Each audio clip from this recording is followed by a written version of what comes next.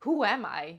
I mean, currently in my dance journey, it's not about followers' variations anymore, footwork, styling, leading, following. For me, at this moment, what it's all about is finding a way to express myself on the dance floor. Who am I and how can I show that and bring it out. So I saw this post from Amy and Alex on their Instagram account. It was about body awareness, it was about followers empowerment, and I thought, she is the one I need to talk to. So that's why today I'm going to interview Amy about expressing yourself on the dance floor. Hello, Amy. It's very nice meeting you here today. Thank you for having me today. It's great. It's a great opportunity. Thank you. Yes, I'm very excited to talk to you about followers' expression today, or maybe dancers' expression in general.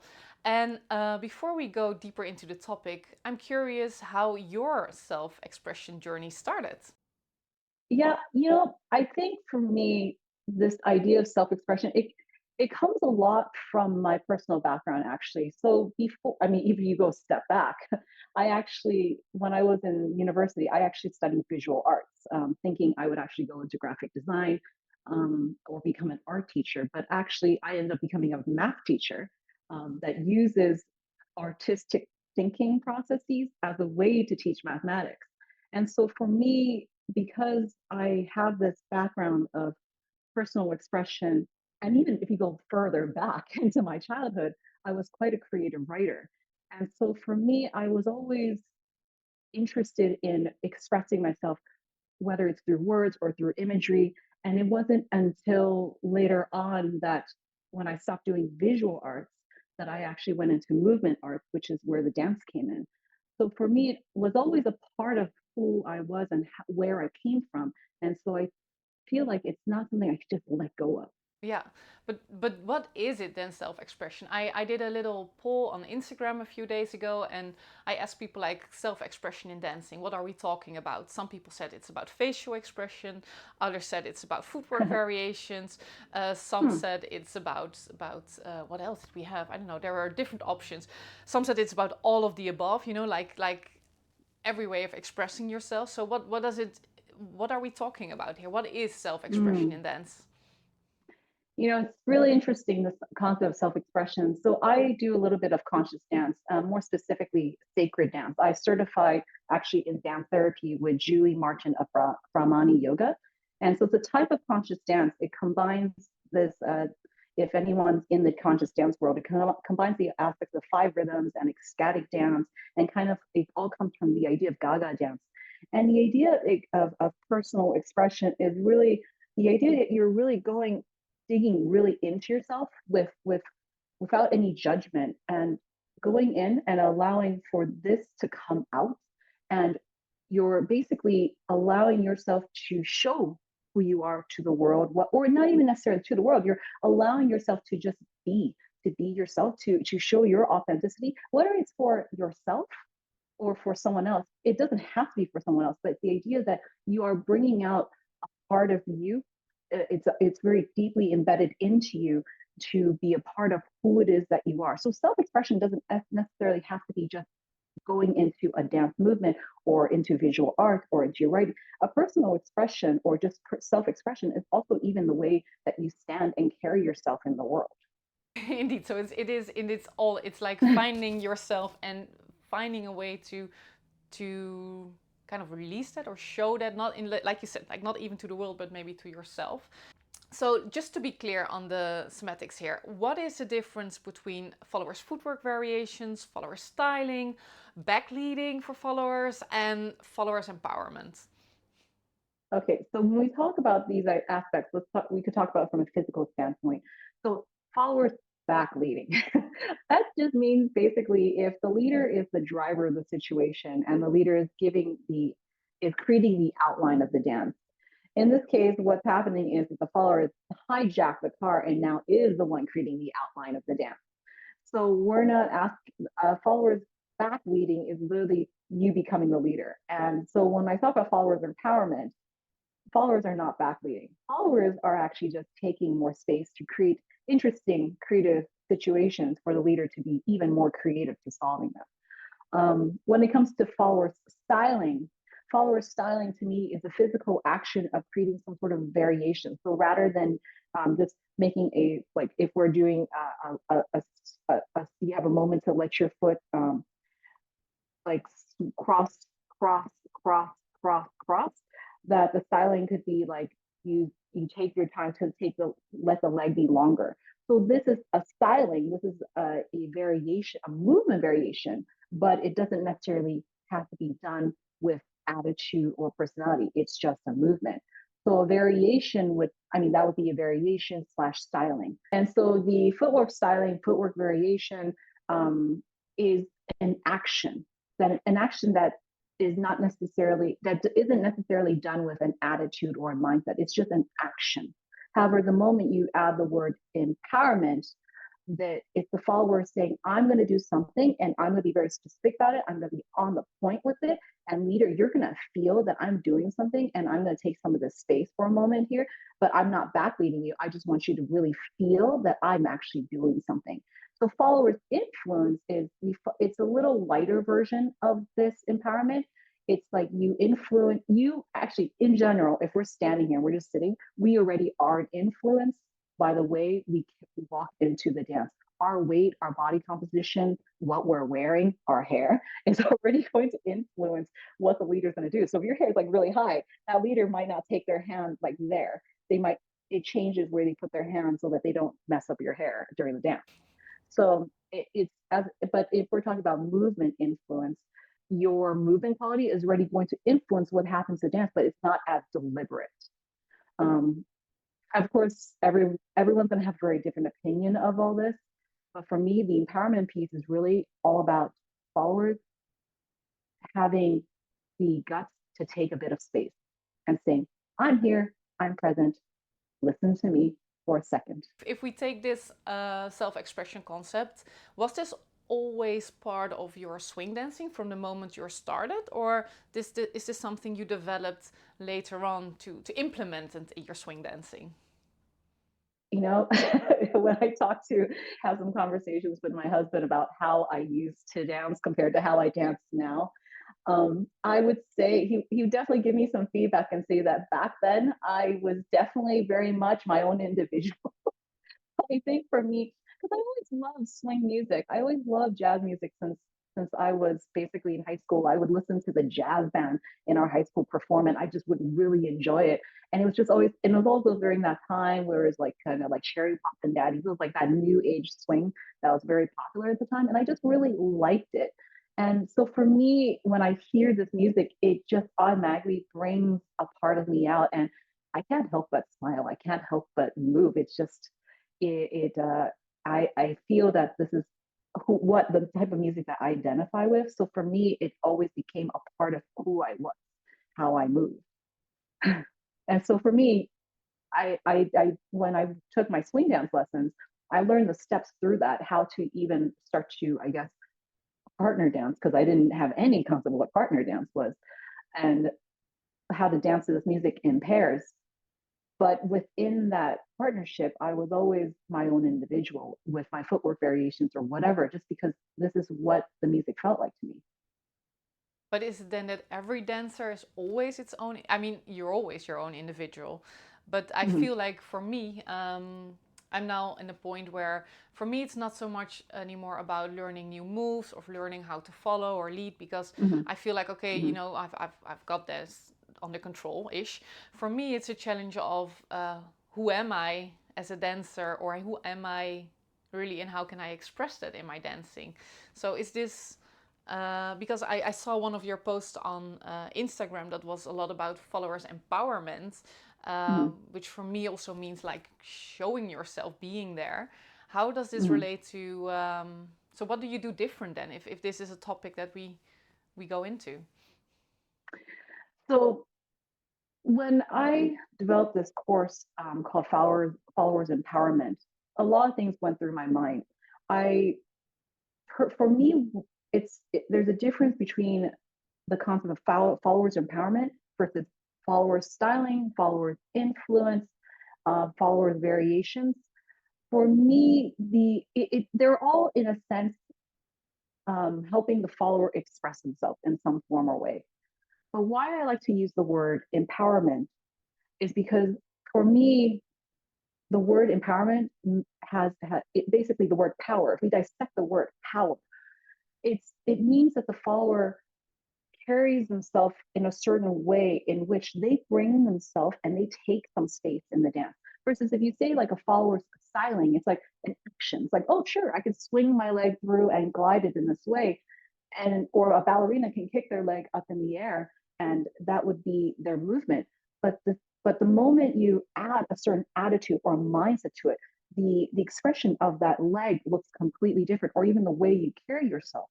So I like to use the word empowerment because it's a mind. You enter your partnership with a certain mindset that it's okay for you to actually be a partner, to take some space actually, and that you will be seen and you will be heard. And maybe if you're not, but you're at least still saying, okay, I'm going to take this space. It's the idea that you come in and you're not afraid. You Yeah. are who you are. I can imagine, I'm not sure, that lots of follows would be afraid to maybe take over or influence too Yeah. much, like that they feel Mm-hmm. like they are not following anymore and therefore not doing what they should be doing in a way. Mm-hmm. Mm-hmm. But how Mm-hmm. do you Mm-hmm. see this? Is this the case, or are you still following but adding something to that's being led, or are you changing the leader's plan, for example? So the way I think about it is that it's so it is a type of a partnership. So in a partnership, there's always a negotiation of the space. You're all working together. You're a balance. Sometimes one takes more space than the other, and one supports them. So sometimes if Alex needs more weight, I'm there to support his weight. Sometimes if I need a little more weight, Alex is there to support my weight. Sometimes we're balanced together. And so the idea it is this idea of the follower taking more space in the dance can be at first a little bit intimidating because it's the idea that you're allowed to actually add a little more weight. Because like for example, definitely when I was learning to swing dance, I got told a lot oh, you're too heavy, you're too heavy, and that just really irritated me. It's like, what do you mean I'm too heavy? Like I didn't understand this concept because I was more of a beginner. And so over time, I learned this. I learned to be too light. And then if you understand basically partnership connection and movement practices, for example, if we think about like contact improv, which is more popular in the modern dance scene, you if you have if you give no weight, then the leader has nothing to work off of. If you give too much weight, the leader is being held down. So there's this idea that there has to be some sort of give and take in the partnership. And so followers, if they give nothing, it's actually much harder work on the leader. If you give too much, it's also a lot of work on the leader. So it's about finding that balance and knowing that it's okay to actually take a little more space and work to balance out your partnership. You talk about being light and being heavy. I know that I worked a lot about becoming a light dancer, like Mm-hmm, mm-hmm, being easy to move around. And then I had one dance with an international teacher, and then he said like, "Oh, you're so light," and then I was like, and the first second I was like super proud, like, I mm-hmm. finally made it, I'm light. And then I remember, but is it a good thing? Like, I don't know, like apparently there is something going on there that being too light feels like less less weight, maybe not literally weight, but like in the movement for a lead to work with. Mm-hmm. So if we talk about this, what can we do then? How do we become followers that are in between, not too light, not too heavy? It's all about that partnership, that communication between the partnership. You have to develop a sensitivity of feeling each other and understanding what does the individual need. So for example, like it's very much a kind of give and take relationship. Like for me, my whole life philosophy, in fact, I have a tattoo on my rib about this, is the concept of balance. That again, like in also just in a marriage, my marriage with Alex, sometimes if I'm feeling down, he's gonna carry some of the weight to support me and hold me up, and vice versa.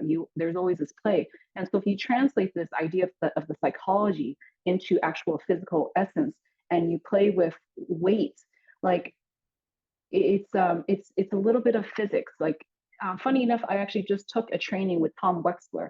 And he's actually based out of Barcelona, and he's known in the movement world as a dancer, contemporary dancer, modern dancer. And he actually just said in one of his workshops that you have to be a little bit heavy to create lightness, because they do a lot of contact improv. And if you are basically just hanging on your partner, you're really heavy. But if you engage yourself a little bit and it feels like you're actually engaging your muscles, so sometimes by doing that, we feel like we're a little more dense and heavy. But it's by doing that, we're a little more awake in our body's more engaged. It's by doing that, and we actually work with if our partner is like 50, we're 50. If our partner is saying we need 75, I'm giving 75. That idea is creating that balance between each other. So it's about developing a sensitivity and that observation of feeling out your partner. And that requires then this degree of stillness and not letting yourself run ahead of your mind. You really have to kind of like chill out. Okay, feel. Okay, what's going on here? Because sometimes if we're not in our body and we're out of our body and we're everywhere else, like when we're stressed, then we stop observing, we stop noticing, we stop seeing, we stop feeling. Yeah. So it's really about getting into your body and being there and taking up space. Is this Mhm. also what you, because indeed you made a, I saw you made a followers empowerment course even, so not even just a workshop, just a course. Can you take us through it? What's part of that course? What do you do?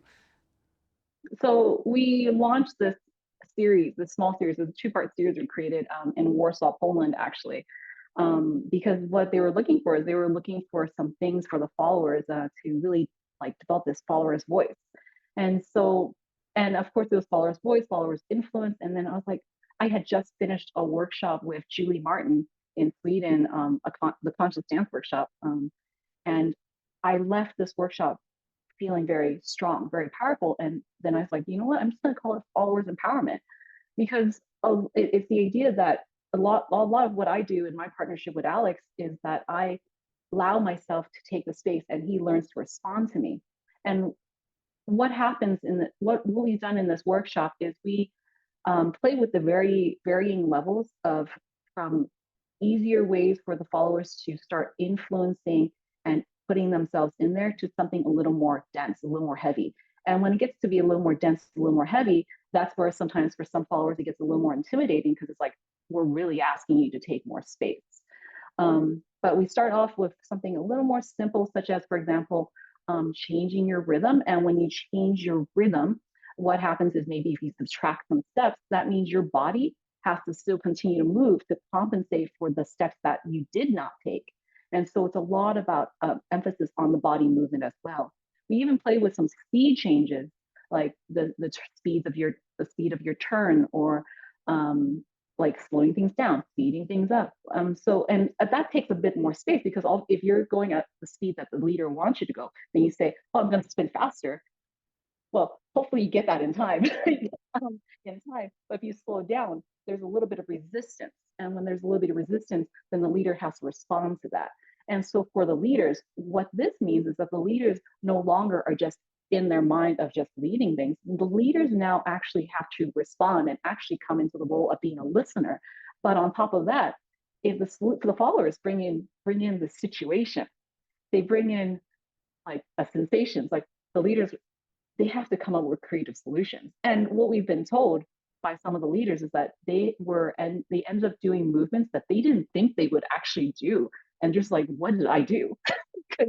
because it depends on what the follower is, what type of resistance, what type of boundary the follower gives for the leader then to come up with a creative solution. Then of course, how do you recreate that? Well, you got to figure that out, because it's something that you kind of created on the spur. Like, it's improvisation. It's true play and exploration. That sounds really like a lot of fun because, but I immediately thought like, how is this going to be for the leader, right? Because the the way we are often taught swing, I don't know if it changed over the years. It probably did, but it was really like in first case you have to learn how to lead and follow, like Yes. to get an Mm-hmm, mm-hmm. understanding of the role. So you're very much Yeah. like, I'm just following. You just tell me what to do, and I just do what you want me to do as a follow. And now, Mhm. at least I know in my courses, I already in the foundation course, I start with how, as a follow, you can influence the dance to Mhm. encourage people to Mhm. do that. But are all the leads ready for follows Mm. and their own Mm. voice? Yeah, no, so this is an interesting thing. It's like at what point in the pedagogy, in this whole process of teaching this, is it right to start implementing these ideas? Because, for example, if you implement it already in the very beginning for a dance like Balboa, for example, because Balboa can be quite technical. And if you introduce this really early in Balboa, it can actually break some of that follower leader dynamic, because Balboa is such a partner driven, like a partnership dance where you really are moving together. That being said, I think it's still very important to teach the rules as they are, because it's a boundary. It's like anything. Like, you always have to have a certain set of rules to work with at first, to understand how things work in a society or in a dance or in a classroom. I'm a classroom teacher. um, and then eventually, as you start to understand these things and your technique develops, it's then, what little things can you start to question? What little things can you start to kind of extend off of a little bit and create variation? Because the moment you introduce too much variation and too much openness at the very beginning, people don't know what to do. If you keep it tight and then you slowly introduce one thing at a time, depending on the level of the people, over time, it's like layer upon layer upon layer upon layer, that then you can really start to expand off of it. I think from a very beginning standpoint, introducing expression, like personal expression, it could be very structured. I think it's about like doing things within the framework, um, such as adding a triple. How do you put that triple down, like that triple pattern? Can you roll your feet, or is it a more like staccato kind of step? So that it could be simple things, and also the the the the more complex in what it is, the more confusing it can get. So I would start simple. It's kind of like a math classroom. I always start off with simple things with my students, and then I start to add complexity over time. Yeah, that makes sense. In Yeah. our classes, we started with in slowball classes. We started, for example, with a simple promenade, side by side walking, where instead of waiting till the lead ends the move, the follow decides to, a little bit ahead of the lead, initiates a slide, and this creates a new situation, and therefore Mhm. the lead learns from a relatively early stage on to at least be open for suggestions or influences from the follow. The structure is Mhm. important, but the thing is, I feel like if we stick too long to the structure, that at a Mhm. certain point when I go dancing and I start bringing my whole self to the on the dance floor and expressing myself, and the lead has never worked with a follow that does this, Mhm. the Mhm. lead will probably perceive it as a very disruptive dance because I was Mhm. not Mhm. all Mhm. the time doing what he or she was leading. Yes. Yes. Yeah, and there's always that negotiation, right? Because the thing is, it's like there's always we should all like start at the structure, and then it's from the structure you start to see, like, can this person branch out? It's a partnership. You have to, again, it goes into that aspect of feeling, communication, understanding, observation, versus just going all in and like not even paying attention to anything and just being all yourself completely, not even taking in regard your partner. Because if it's a partnership, it's a partner dance, you're sharing space. And when you're sharing space, it's about seeing the other person, but also allowing them to see you. So you're sharing the space together. So it's not about just, it's all about me, it's all about me. No, no. It's like, I see you too. So if you and I were dancing together, I would see you and I would honor you, because this is a shared space. Yeah. Why do you feel? Why do you feel it's so important to talk about this empowerment? Why should we Mm-mm. pay more attention to it? Maybe in the swing world. I think this comes from my own personal experiences. I always feel like from the it's for I mean, just like anyone else, I start off in the very beginning stages of dance, just kind of going along with it, not and I learned to style, so I learned to do things with my feet and my legs, but I tried as little as possible not disturb my leader. I tried to really slip it in subtly. And then I just felt like I had such a tiny voice, and it just felt like I couldn't really be myself. Like I was really just kind of doing things for someone else. And this is like a, a life theme, right? It just feels like a lot of us, we get, even in our careers, we feel like sometimes in our jobs we have to do things for others. We kind of we stop taking things for ourselves. And so why this empowerment piece is so important is because now you're starting to say, look, I'm going to start taking a little bit of space for me. I'm going to start sharing who I am. I'm not going to hide anymore. And I'm also going to still take in consideration of who it is that I'm with, because I still want to see my partner because it's a partnership. But I'm not going to be afraid anymore. I'm going to step in. I'm going to let you hear me, and I want you to see me. Yes. Did anyone ever say anything when you are completely yourself, and maybe when you do a demonstration or a showcase, whatever? Did anyone ever say anything about your dancing you? You know, this is very interesting. So just last December, Snowball 2022, I was in the mix and match, luck of the draw mix and match. And I had a wonderful partner. I had Ryan as my partner.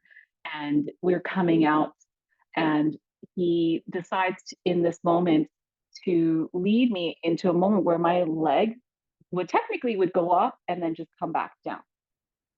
That was the energy. When he led that movement, and my leg was like about right here, this was like about a beat. Okay.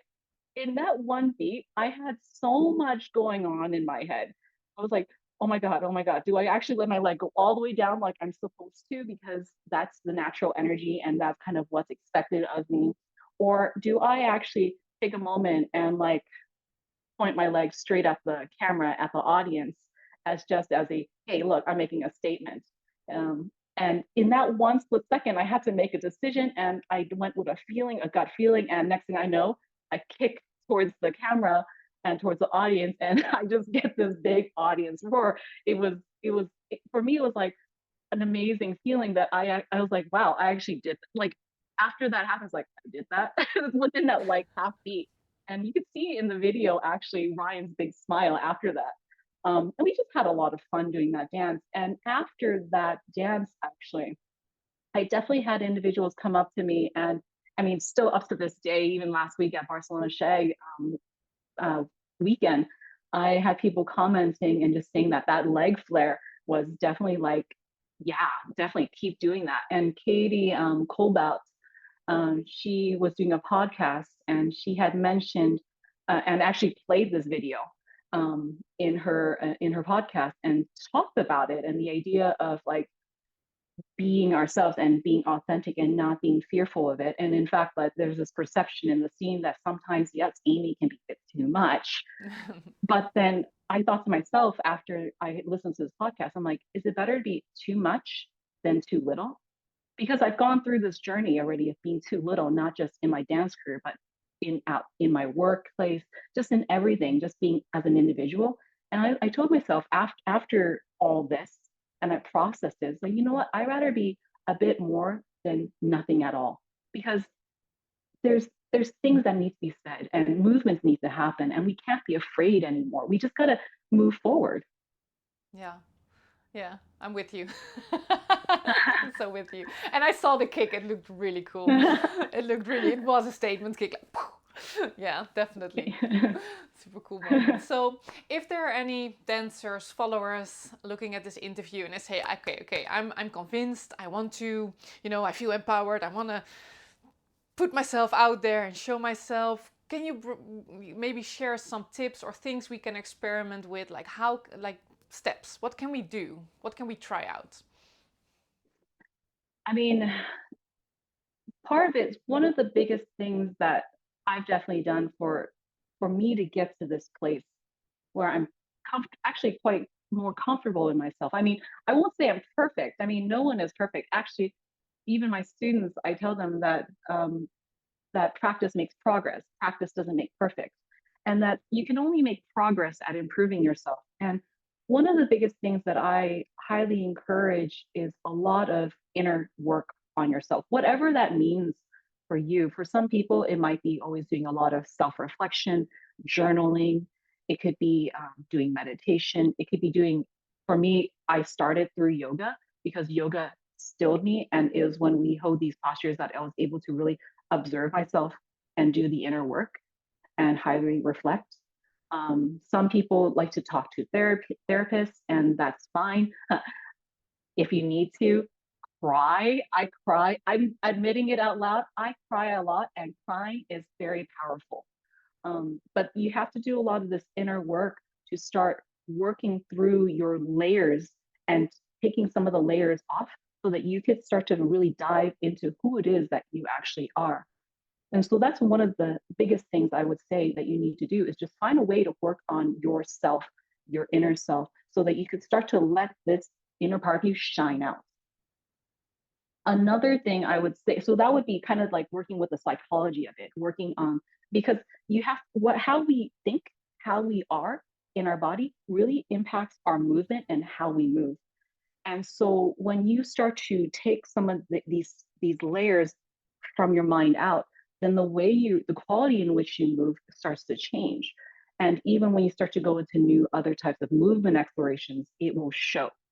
Um, and then my second point would be diversify your movement. I know a lot of us stick to like swing dance and that's all we do. But in order to start getting more creative and doing new things, it's important to actually expose yourself to different forms of movement. Like here, for example, I mean, these guys are life changing. I move with these guys called the Movement Tribe. It's like 3 trainers, and all 3 of them have different practices, and they're highly influenced by like these practices from Tom Weksler, which is about modern dance, or like Fighting Monkey, which is like a multidisciplinary movement, or like conscious dance. But they all come from these multidisciplinary backgrounds, and I'm doing things I never thought I would do, but they've heavily influenced my movement, such as working my peripheral vision. That's actually something we did today. And so I encourage diversifying your movement and not just sticking to one thing, but trying out a second thing, another thing, just to see how that influences. Maybe it's not even movement. Perhaps it's something really out of your comfort zone. Like for me, singing. I was thinking about singing too. Immediately when you said out of your comfort zone, I said singing. Singing. Like I actually just made myself go to a community choir for the first time on Thursday. And I will say that was one of the best decisions I've ever made. I was so insecure, but because you're with a lot of people and it's a supportive community, it's a safe space, and you start to again, take those layers off, and you start to make connections of how that goes into you as a person. Again, it goes into that empowerment piece. So you do have to diversify, because when you diversify, you have no idea what's going to come to you. It introduces you to a new way of thinking. Because that's what you're talking about, right? Because I can imagine that someone thinks like singing, how does singing help me become a better dancer? It's about finding like peeling off the layers and the Yeah. fears you have and the things that are holding you back, Yeah. becoming sort of fearless maybe even, and therefore also fearless on the dance floor and being able to express yourself there, like how you are. Exactly, because how we feel is very much how we carry ourselves. How we think is how we move. Sometimes I even say, if we can move the way we want to feel, that also starts to change your mindset. So, for example, I started doing strength training, and never in my life did I think that I'd be picking up kettlebells and doing things with kettlebells, or more or less like doing pull ups and things like that. It's totally not my thing. But then, as a result of doing strength training, I've noticed myself becoming actually physically stronger. But the side effect is now I feel like I'm more fierce. I'm not afraid. I can pick up Alex, and I'm not afraid to pick up a guy and carry him around. Like I'm small and I'm tiny, but I have no problem picking someone up anymore. And so that the idea of me being able to pick up someone double my size, it makes me just feel so much more powerful, so much more stronger, and that changes my mind, which then changes my movement. I mean, because you think about it, like if you're stressed, you're tense, you're tight. And so Yeah. if you go to a swing dance feeling this way, your movement's going to be a bit tight until eventually it all shakes off and you're much looser. But it takes a bit to shake it off. So how we are here affects this. But if we can also do this, change our movement, it will change our mind. So movement and mind are very much interconnected. They are, like you saying, like what's in your mind is into your body, basically. Mm-hmm. But Mm-hmm. how to say, like, there is depends maybe on if you're just a swing dancer going to a social, or maybe if you are into performances or like Mm-hmm. competitions. But what I have noticed is that sometimes what I think my movement looks like when I'm free is Uh-huh. not necessarily maybe how I like it to look. Like there's a difference in how it feels and how it looks. So Mm-hmm. what are there any tips for that? Because I for myself, I want to shine on the dance floor and be cool Okay. and feel like myself.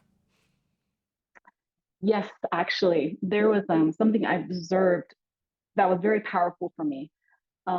So when I was doing this sacred dance retreat in Sweden, we had an exercise where you had 4 people sitting in the center of the circle, and you can only sit in the chair and look straight ahead. You can't look left, can't look right. You can only look straight ahead, but you had visors on. And every other person was dancing around the 4 chairs. And because it's sacred dance, it's basically conscious dance. There's no technique. It's just freedom of expression and movement. You bring whatever background or experience or no experience that you have. So if you have zero dance experience, it's just about how you move to the music, how you feel the music, and how it makes you move. So you can't get it wrong. There's nothing right or wrong about it. You just move how you feel. And when I sat in this chair and I was the witness and I got to watch everyone go around me, and some of these people, they have zero dance experience. They are just bringing themselves to the floor as they are. That was a pivotal moment that changed my perspective of what expression meant. Because even with no movement experience, no dance experience, they were some of the most beautiful dancers you could possibly see because they were truly dancing from the heart, from the soul. So sometimes we might look at ourselves in video and say, "Ah, gosh, I don't like how I look." Da, da, da, da. And and sometimes there might be some degree of effort being involved in showing too much, perhaps too. So that's something to examine. When we're performing and we're at our freest, are we also over showing? Because sometimes if you're doing it for someone else, sometimes it's not necessarily coming from the soul. It might be coming from something else. And so it's just something to analyze, something to observe. But it was after that moment where when I realized, yeah, if you really just dance for you, you do you, that you are going to be so beautiful. And again, if we're talking about a technical dance like slow dancing or Balboa or Lindy Hop, first, what my advice would be is you practice your technique over and over and over again, so you get the technique down, and then you let go, and you just dance, and that technique hopefully should be in you, and then your expression goes with it, and that combined should create maybe something that's more visually pleasing to you. But at the same time, it's a question of, how do you like, what is it that you're looking for in this visual? Like, is it the lines? I think it's a matter of opinion, because I bet you someone else could look at your footage and be like, no, that was a beautiful dance. But sometimes we are our worst self-critic. We would always judge Yeah. ourselves. But I think maybe sometimes we have to take a step back and say, why am I judging myself like that? Why am I talking to myself like that? It's not hopeful. So it's just taking a moment just to analyze all that's going on in the mind. Yes. So when a dance feels good, it is good, basically. It should be a feeling. I mean, especially since we're in the swing dance world and it's all about improvisation and self-expression. If we're talking about performance, and I mean it's like a stage performance. That's another thing. If you're doing choreographies that have to be nailed a certain way, and you're being paid a lot of money to do it, then we're talking something else. But if you're talking about a social dance, I mean, it really should come from the heart, because this is the heart of jazz. It's improvisation and it's a feeling. It's an expression. Yeah, it is. And especially that's what I love about slow ball dancing or slow swing, is that there's so much time to fill up, so much space in the music to give room to this expression. So for me, it really is the perfect dance, either to start maybe exploring, or if you or to go into it Hmm. and go into that self exploration. Hmm. Yeah, yeah, nice. If there's any, I don't know, anything you want dancers in general or followers that to take with them of this conversation, what would it be? What would you like to encourage people to do? Or I would ask the question, what's your story? When you come to the floor, what's your story? I want followers and just any dancers in general to fearlessly, fiercely go onto the dance floor and be their most authentic self. I don't want anyone to feel held back by what they think others think of them or what's expected of them, or if they're in a competition, what they think that the judges want from them. Dancers, the best dancers are the ones who let go and they just show who they are, what their opinion is. So, what's your story? yeah, that gave me goosebumps a little bit. Yeah, your question hits a point in me. Yeah. Well, thank you very much, Amy, because I think this is, like I said, this is a topic that I am now exploring as well in many different ways, and I share your message that it's yeah, it's everyone is worth it to be there and to show themselves. So if we can create some space for ourselves in the dance, with respect, of course, to our dance partner, that will be really beautiful. So thank you very much for your time. Great. No, thank you for this opportunity to just have a conversation. Yes, and I'm very much looking forward to meeting you again on the dance floor. Thank Yes, you. same. Thank you. I hope now you find the courage to express yourself. Go out and express yourself. And before you do that, like and subscribe. Thank you.